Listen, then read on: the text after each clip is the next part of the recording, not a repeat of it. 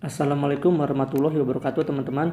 Jumpa lagi bersama saya Anton, masih di pembahasan soal P3K keperawatan. Dan kita akan membahas soal tentang kemampuan teknis. Bagaimana kabarnya teman-teman? Apakah masih semangat belajarnya? Semoga masih semangat. Kenapa? Karena semangat dan tekad yang kuat akan membawa kita melewati ujian ini dan meraih keberhasilan yang kita impikan. Mari kita bersama-sama berkomitmen untuk belajar dengan sungguh-sungguh, mengatasi hambatan dan menghadapi ujian ini dengan percaya diri. Kita mampu melakukannya dan kita pasti lolos P3K tahun 2023. Kita langsung saja ke soal yang pertama.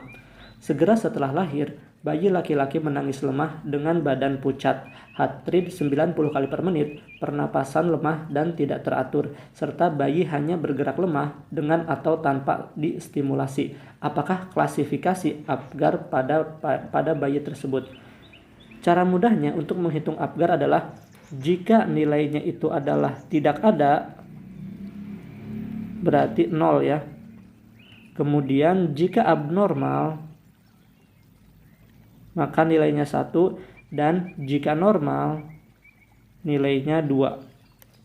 Di soal ini kita bahas bayi laki-laki menangis lemah, berarti harusnya menangis kuat. Ini skornya 1. Kemudian dengan badan pucat, harusnya badan itu berwarna merah ya teman-teman, tapi kalau pucat berarti 0. Kemudian heart rate 90. Kalau heart rate itu harusnya lebih dari 190, berarti nilainya 1. Kemudian pernapasannya lemah, berarti nilainya 1 juga.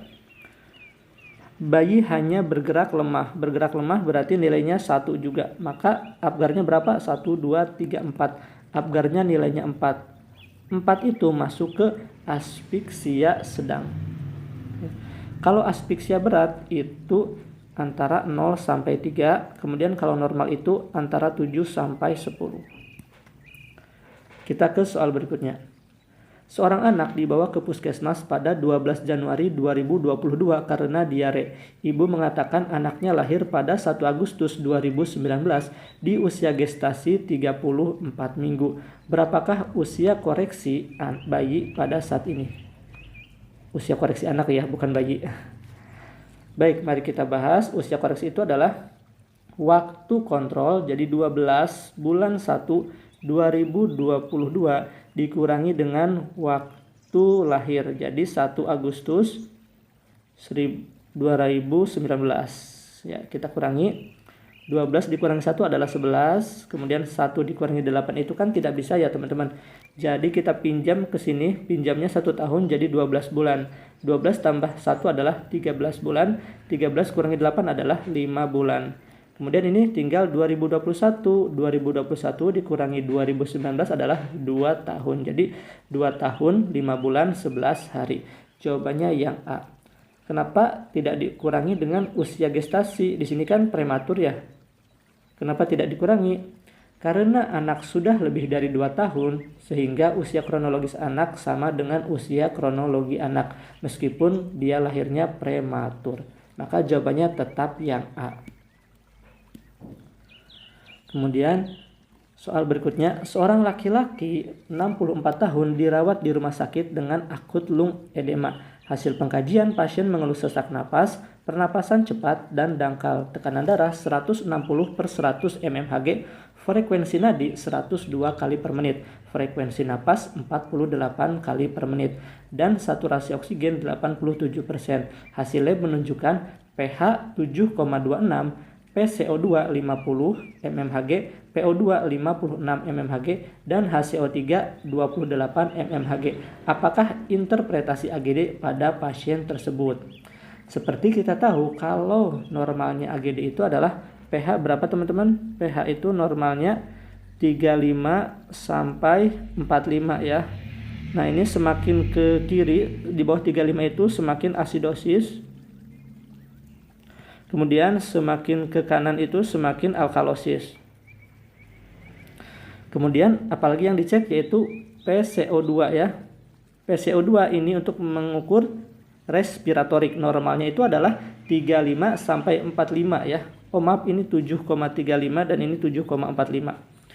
Tapi di sini kita balik ya, 45 ke 35. Kenapa? Karena semakin tinggi dari 45 ini semakin asidosis, dan semakin rendah dari 35 ini semakin alkalosis. Kemudian yang dilihat lagi adalah HCO3. Ini untuk menentukan metabolik ya. Normalnya 22 sampai 26.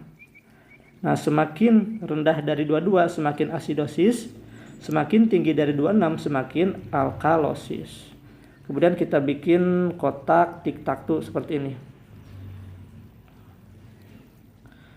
Nah, di sini asidosis, di sini normal, di sini ada alkalosis.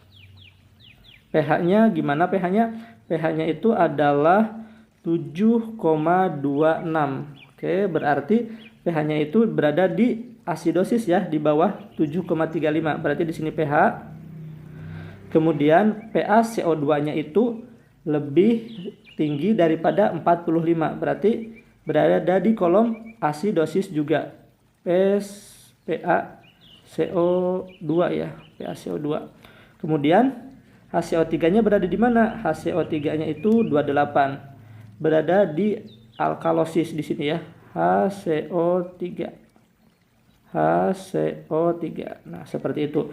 Berarti di sini respiratorik dan ini asidosis. Nah, yang sejajarkan di sini asidosis respiratorik. Tapi karena ketiga-tiganya tidak normal, berarti asidosis respiratorik terkompensasi sebagian, yang B. Baik, kita ke soal berikutnya. Seorang perempuan 55 tahun dibawa ke IGD dengan luka bakar akibat kebakaran di lahan perkebunan. Pasien mengeluh lemah dan menangis kesakitan. Hasil pengkajian terdapat luka bakar pada daerah dada, abdomen, dan tangan kanan. Berapakah persentase luka bakar pada pasien tersebut? Langsung kita hitung saja teman-teman. Daerah dada itu adalah 9%. Kemudian abdomen itu 9%. Dan tangan kanan itu adalah 9% ya. Maka 9 kali 9 tambah 9 tambah 9 adalah 27%. Baik, kita ke soal berikutnya. Seorang lansia 71 tahun dengan riwayat stroke dirawat di ruang rawat neurologi rumah sakit sejak 1 minggu yang lalu. Saat ini perawat sedang mengkaji kekuatan otot klien untuk selanjutnya dilatih range of motion. Ketika diminta untuk mengangkat lengan kirinya, klien dapat melakukan, namun kemudian lengannya terjatuh ketika perawat memberikan dorongan. Berapakah skor kekuatan otot deltoid yang diperoleh? Di sini pasien mampu melawan gravitasi atau pasien mampu mengangkat tangan ya, tapi tidak mampu menahan tahanan ringan. Maka skornya itu adalah yang 3 ya. Kalau yang satu itu hanya tonus otot, yang kedua itu adalah mampu menggerakkan sendi, jadi hanya bisa bergeser-geser. Kalau yang keempat, mampu menahan tahanan ringan, dan yang kelima itu bergerak normal. Soal berikutnya. Seorang laki-laki 40 tahun datang ke IGD dengan pneumotoraks. Pasien mengeluh sesak napas disertai nyeri dada kanan. Dada kanan terlihat cembung, gerakan pernapasan tertinggal, perkusi hipersonor, penggunaan otot bantu napas positif, frekuensi napas 32 kali per menit, saturasi oksigen 95%, pH-nya 7,36, PO2-nya 80, PCO2-nya 40, dan HCO3-nya 24. Apakah masalah keperawatan utama pada kasus di atas? A. Bersihan jalan napas tidak efektif. B. Gangguan pertukaran gas. C. Pola napas tidak efektif. D. Nyeri akut. Atau E. Gangguan ventilasi spontan. Kira-kira yang mana teman-teman? Jawabannya adalah pola nafas tidak efektif ya. Kenapa bukan gangguan pertukaran gas? Kan ada hasil pH-nya. Pasti teman-teman langsung fokus ke gangguan pertukaran gas karena ada hasil pH-nya. Kenapa bukan gangguan pertukaran gas? Karena pH-nya normal, teman-teman. Oh, maaf, bukan pH, maksudnya AGD. Nah, di sini pH-nya 7,36. Normal ya, teman-teman. Karena pH normal itu di antara 7,35 sampai 7,45. Kemudian ada PCO2. PCO2 juga normal ya. Normalnya itu kan 35 sampai 45, berarti 40 itu normal. Kemudian HCO3-nya 24. 24 itu kan normal. Normalnya 22 sampai 26. Jadi tidak ada gangguan di hasil analisa gas darah. Sementara kita melihat data kalau dada kanan terlihat cembung dan gerakan pernapasan tertinggal. Ada perkusinya hipersonor, penggunaan otot bantu nafas, respirasi rate-nya 32 kali per menit. Dan pasien mengeluh sesak, napas semakin berat disertai nyeri pada dada sebelah kanan. Sehingga jawabannya adalah pola napas tidak efektif. Baik, kita ke soal berikutnya. Angka kejadian kasus COVID di suatu desa semakin meningkat, namun warga setempat terlihat tidak menggunakan masker saat keluar rumah dan masih sering berkumpul dan berkerumunan. Warga beranggapan virus ini tidak berbahaya dan akan lekas sembuh jika terkena. Apakah tindakan yang tepat yang harus dilakukan perawat? A. Memberikan pendidikan kesehatan tentang pentingnya menggunakan masker. B. Memberikan pendidikan kesehatan tentang pandemi COVID. C. Menganjurkan warga untuk menerapkan protokol kesehatan 5M. D. Memberikan pendidikan kesehatan tentang pentingnya mencuci tangan. Atau E. Menganjurkan warga untuk tidak berkerumun. Kira-kira yang mana teman-teman? Ini diagnosa medisnya kira-kira apa? Diagnosa keperawatannya apa kira-kira? Ya, di sini warga beranggapan virus tersebut tidak berbahaya dan akan lekas sembuh, sehingga diagnosanya adalah defisit pengetahuan. Jadi kalau defisit pengetahuan, maka tindakan keperawatannya adalah memberikan pendidikan kesehatan tentang pandemi COVID. Ya, jawabannya adalah yang B. Soal berikutnya. Seorang lansia perempuan 88 tahun baru saja ditinggal mati suaminya 2 hari yang lalu karena terjatuh di toilet. Ia terus mengatakan suaminya tidak akan meninggal seandainya ia mengantarkan untuk pergi BAK. Apakah fase berduka yang sedang dialami klien? A. Denial, B. Anger, C. Bargaining, D. Depresi, atau E. Acceptance. Kira-kira yang mana teman-teman? Ya. Denial adalah pengingkaran, jadi rasa tidak percaya akan situasi atau peristiwa yang terjadi. Tandanya letih, lesu, tidak tahu apa yang harus dilakukan. Kemudian kalau anger itu adalah marah, yaitu melampiaskan kekesalan kepada orang lain, agresif, nadanya tinggi dan berbicara kasar. Kalau bargaining itu adalah berusaha kembali ke masa lalu ditandai dengan pengandaian. Misalnya ada andai saja, seandainya gitu kan. Nah, di sini ada kalimat seandainya, berarti jawabannya adalah yang bargaining. Kalau depresi itu menarik diri, merasa putus asa dan tidak berharga, sulit untuk tidur, menolak bicara dan memenuhi kebutuhan diri. Jadi tidak bisa memenuhi kebutuhan diri. Kalau yang terakhir yaitu acceptance, masa penerimaan, yaitu menerima situasi peristiwa yang terjadi dengan lapang dada. Kita ke soal berikutnya. Seorang anak 12 tahun akan menjalani kemoterapi. Sebelum proses kemoterapi berlangsung, perawat menjelaskan tujuan, manfaat, prosedur, dampak positif dan negatif dari kemoterapi kepada anak dan ibunya. Kemudian perawat meminta anak untuk menandatangani lembar informed consent. Prinsip etik apa yang kurang tepat dilakukan oleh perawat? A. Veracity, B. Non-maleficent, C. Autonomy, D. Accountability, atau E. Confidentiality. Kira-kira yang mana? Veracity itu adalah jujur ya teman-teman. Jujur. Non-maleficent itu tidak merugikan. Kemudian autonomi itu menghargai hak pasien. Accountability itu bertanggung jawab. Dan confidentiality itu adalah kerahasiaan.